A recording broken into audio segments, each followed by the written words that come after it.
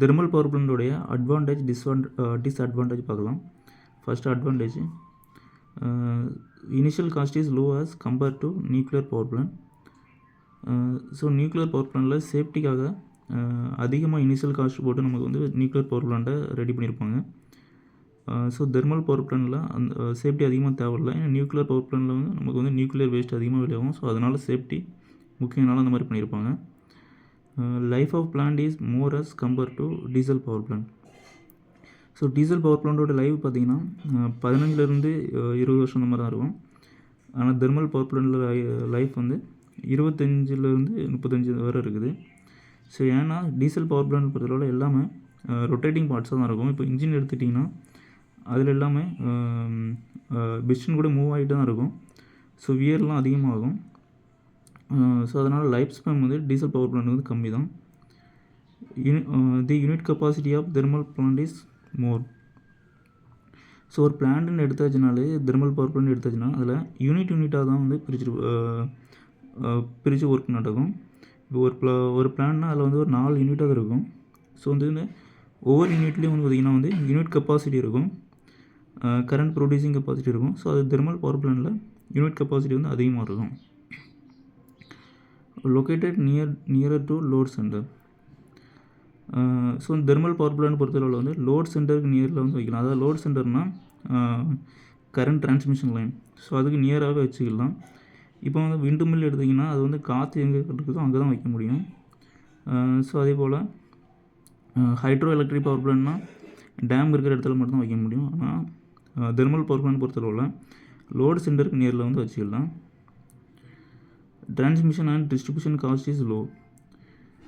So இந்த மாதிரி load சென்டர்கிட்ட நம்ம வைக்கிறதுனால கரண்ட் டிஸ்ட்ரிபியூஷன் வந்து நமக்கு வந்து காசு வந்து ரொம்ப கம்மியாக தான் செலவழியும். Most economical if the plant is located near to coal mine. So thermal power பிளான்ட்டில் ஸ்டீம் ப்ரொடியூஸ் பண்ணுறதுக்கு நம்ம வந்து வாட்டர் ஹீட் பண்ணுறதுக்கு வந்து ஃபியூலாக கோல் தான் யூஸ் பண்ணுறோம். ஸோ அந்த கோல் பார்த்திங்கன்னா 4000லேருந்து 5000 டன் வரை நமக்கு தேவைப்படும். ஸோ பவர் பிளான்ட் வந்து கோல் மைனுக்கு நியரில் நம்ம வச்சுன்னா நமக்கு வந்து மோஸ்ட் இன்னொன்று எக்கனாமிக்கலாக இருக்கும்.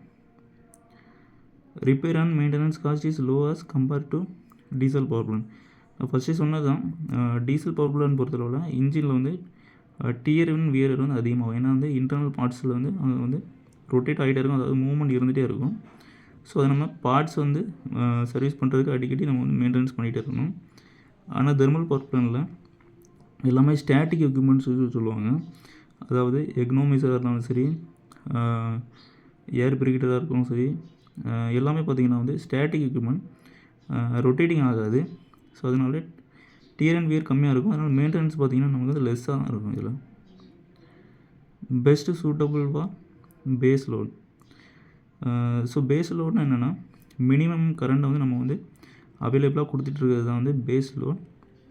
ஸோ தெர்மல் பவர் பிளான்ட் பொறுத்தளவில் நமக்கு மினிமம் கரண்ட்டை வந்து கண்டினியூவாக ஸ்டெடியாக வந்து கொடுத்துட்டே இருக்க முடியும். ஒரு யூனிட்டில் நம்ம மெயின்டெனன்ஸ் பண்ணால் கூட அடுத்த இன்னொரு யூனிட்லேருந்து கரண்ட் ப்ரொடியூஸ் கொடுத்துட்டே இருக்க முடியும். ஆனால் விண்டு மில் பார்த்திங்கன்னா எக்ஸாம்பிளாக பார்த்திங்கன்னா காற்றிருக்கும் போது மட்டும்தான் அதில் வந்து கரண்ட் ப்ரொடியூஸ் பண்ண முடியும். அதேபோல் ஹைட்ரோ எலக்ட்ரிக் பவர் பிளான்ட்னா டேமில் வாட்டர் இருந்தால் மட்டும்தான் அதில் வந்து கரண்ட் ப்ரொடியூஸ் பண்ண முடியும். ஆனால் இதில் நமக்கு வந்து ஸ்டெடி ஸ்டேட்டாக கரண்ட் வந்து ப்ரொடியூஸ் பண்ணிகிட்டு இருக்கலாம். ஸோ பேஸ் லோடுக்கு இது வந்து ஒரு பெஸ்ட்டு சூட்டபுள். ஸோ அதுக்கப்புறமா டிஸ்அட்வான்டேஜ் பார்க்கலாம். இதில் coal handling cost is more. So thermal power பிளான்ட்னால நம்ம ஃபியூலாக கோல் தான் யூஸ் பண்ணுறோம். ஸோ அந்த கோல் ஹேண்ட்லிங் பார்த்திங்கன்னா வெரி டஃப்பு. நமக்கு அதை வந்து கோலை வந்து லாரியிலேருந்து எடுத்துகிட்டு கொண்டு வரணும். ஸோ அதுக்கப்புறமா அதை வந்து சின்ன கோலாக மாற்றணும். அதுக்கு புல்வைசர் யூஸ் பண்ணணும். ஸோ அடுத்தது அதை வந்து கன்வேயரில் அனுப்பணும். ஸோ அது கன்வேயர் ஒரு டேமேஜ் பண்ணலாம். ஸோ இந்த மாதிரி கோல் ஹேண்ட்லிங் காஸ்ட் வந்து அதிகமாக இருக்கும். Ash handling is major problem in thermal power plant. So நம்ம கோலை எரிக்கும் போது அதில் வந்து ஆஷ் உருவாகும். அந்த ஆஷ் வந்து நம்ம வந்து டெபாசிட் பண்ணுறது ரொம்ப டஃப்பாக இருக்கும். ஸோ அது ஒரு மேஜர் ப்ராப்ளமாக இருக்குது. Atmosphere is polluted by fumes and poisonous gas. So அந்த கோல் எரிக்கும் போது அதில் வந்து பாய்சன் கேஸ் வந்து அதிகமாக ப்ரொடியூஸ் ஆகும். ஸோ அதிலேருந்து ஹீட்டும் அதிகமாக வந்து ப்ரொடியூஸ் ஆகும். ஸோ அது வந்து அட்மாஸ்பியர் வந்து அதிகமாக பாதிப்படைய செய்யும். Starting the plant and bringing up to the service require long duration.